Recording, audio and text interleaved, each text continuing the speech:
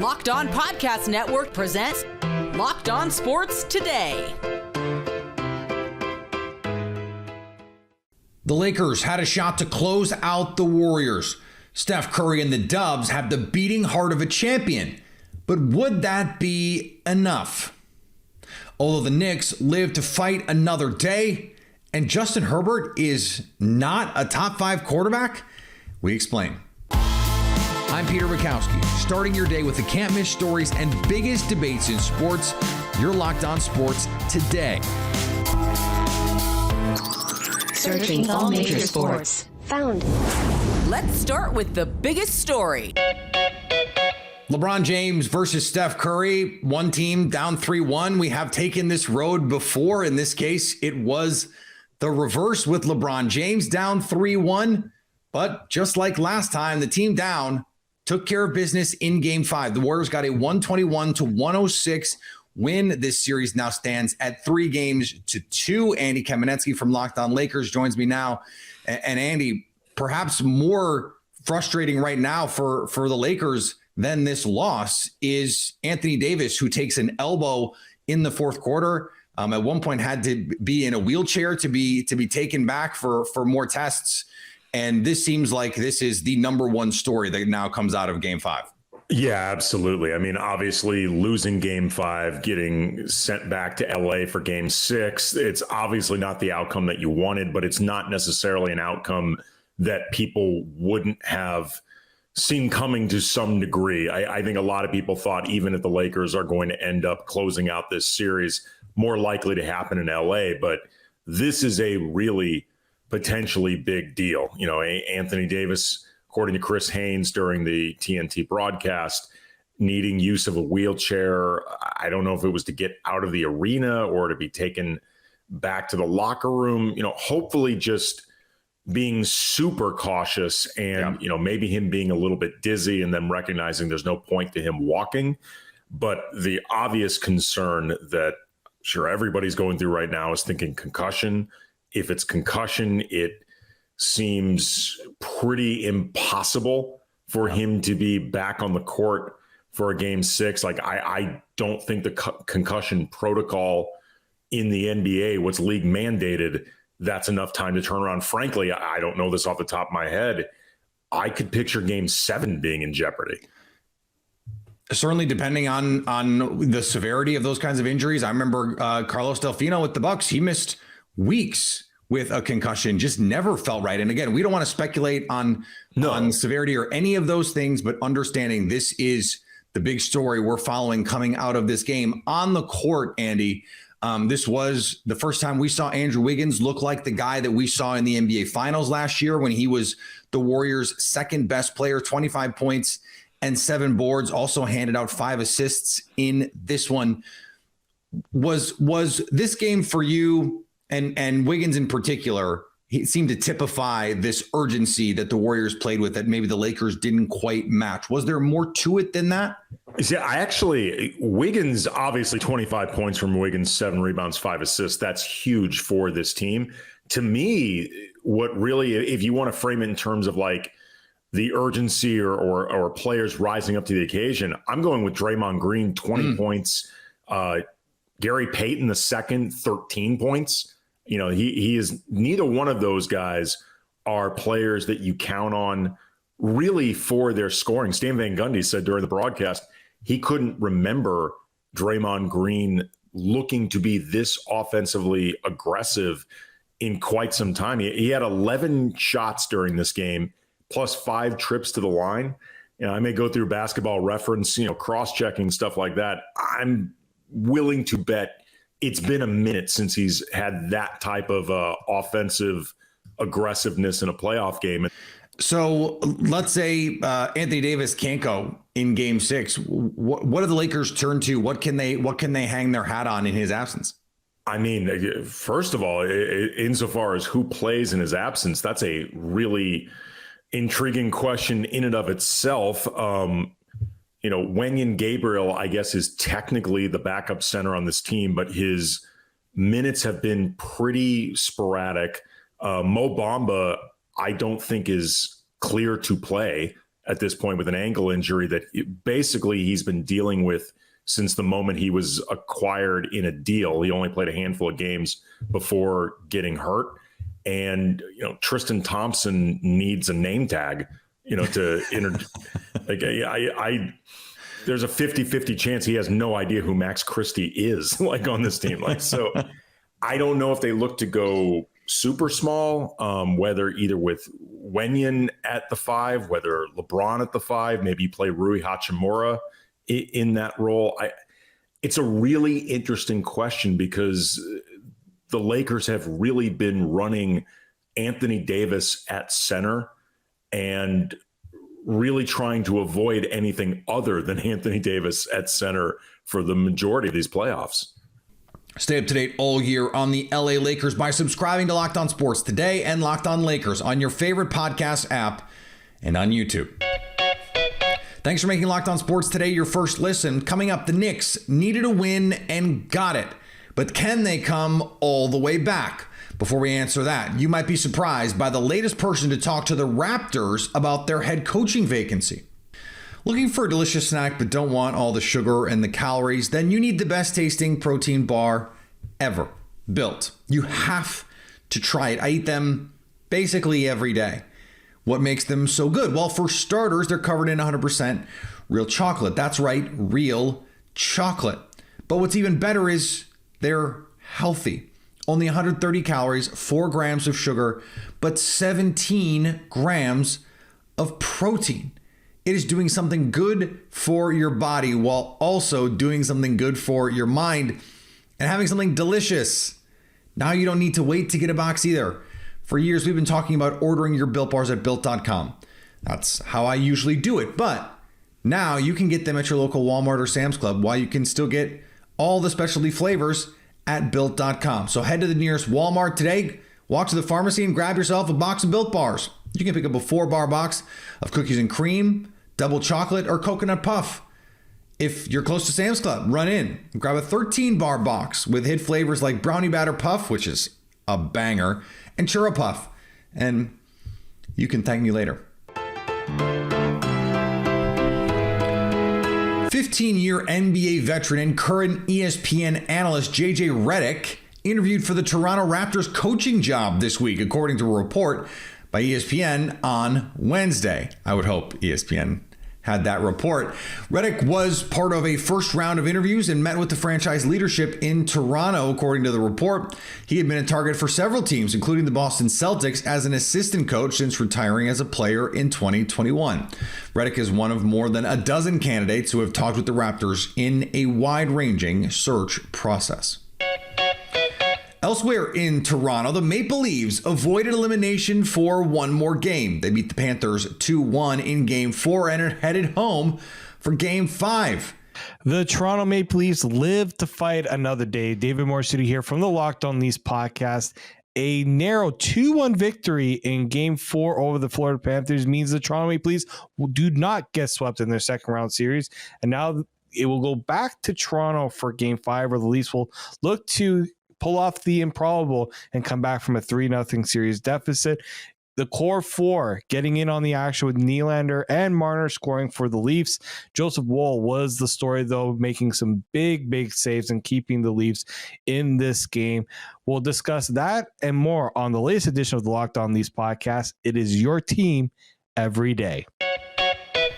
On the diamond, Shohei Ohtani tried, but the rest of the Angels struck out and lost the series to the Astros.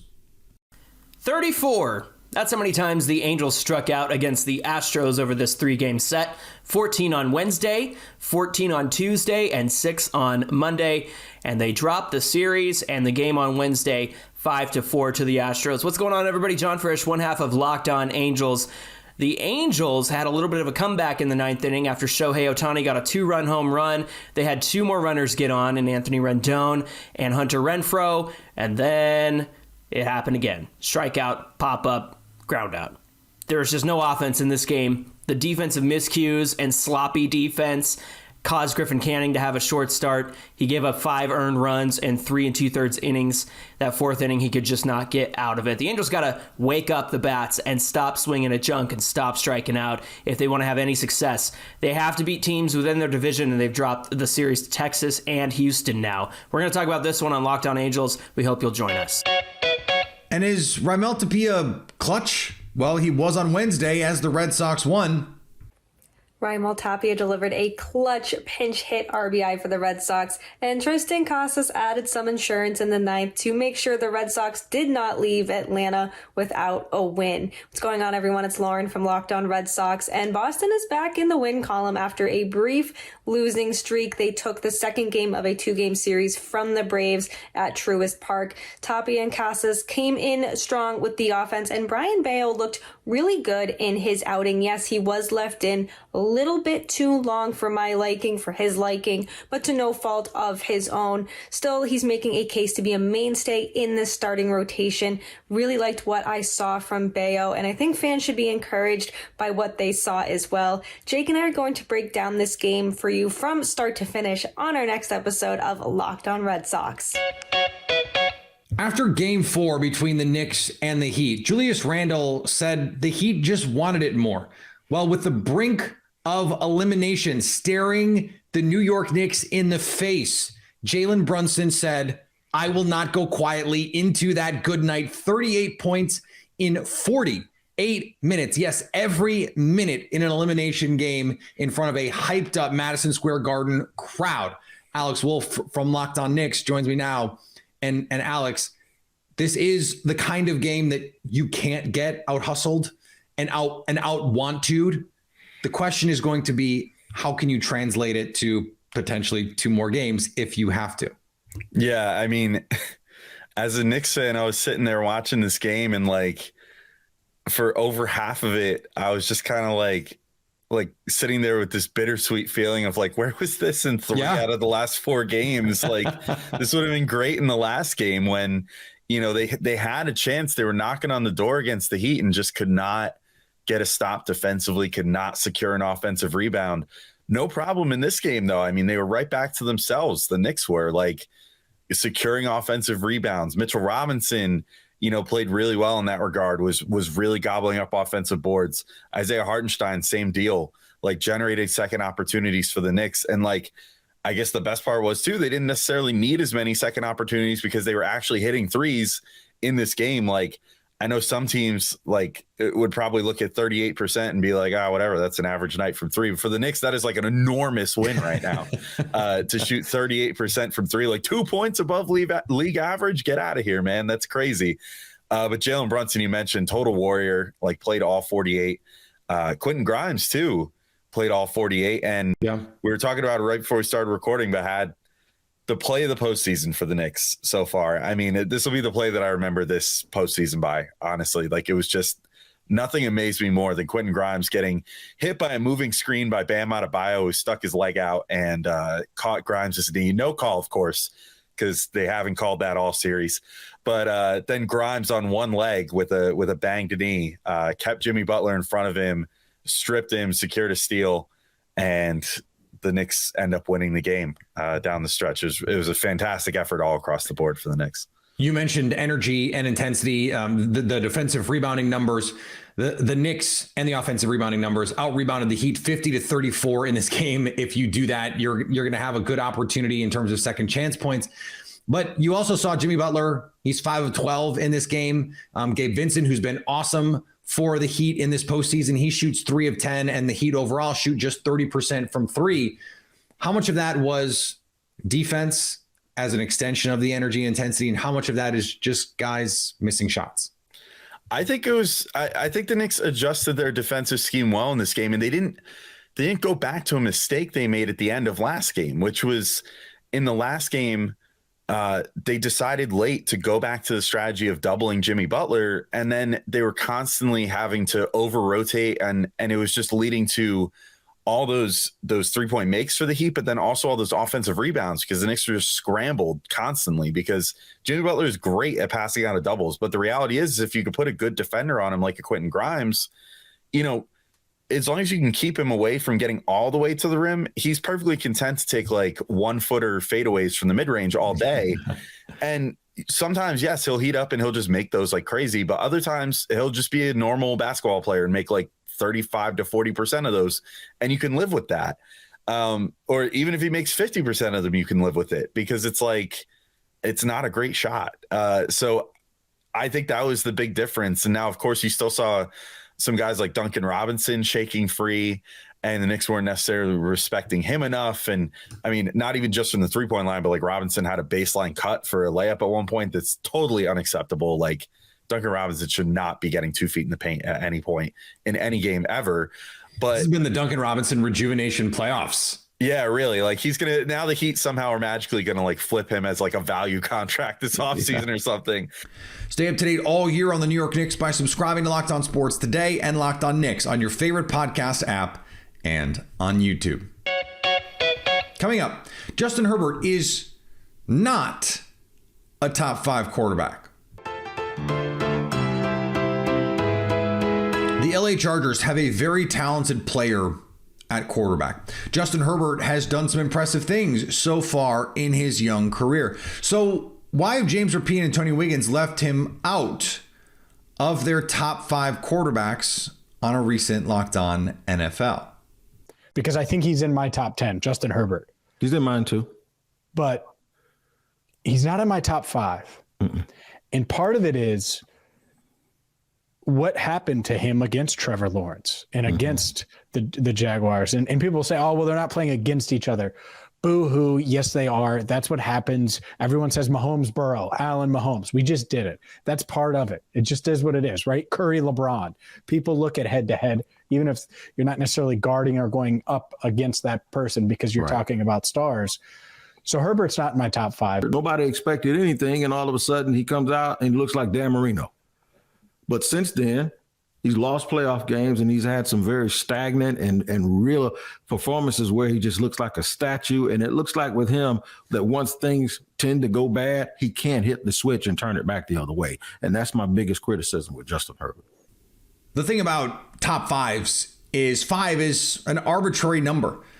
There are tiers at the top of the league, and Justin Herbert is at or near the top of those lists, the top of those tiers. Patrick Mahomes is in a tier by himself.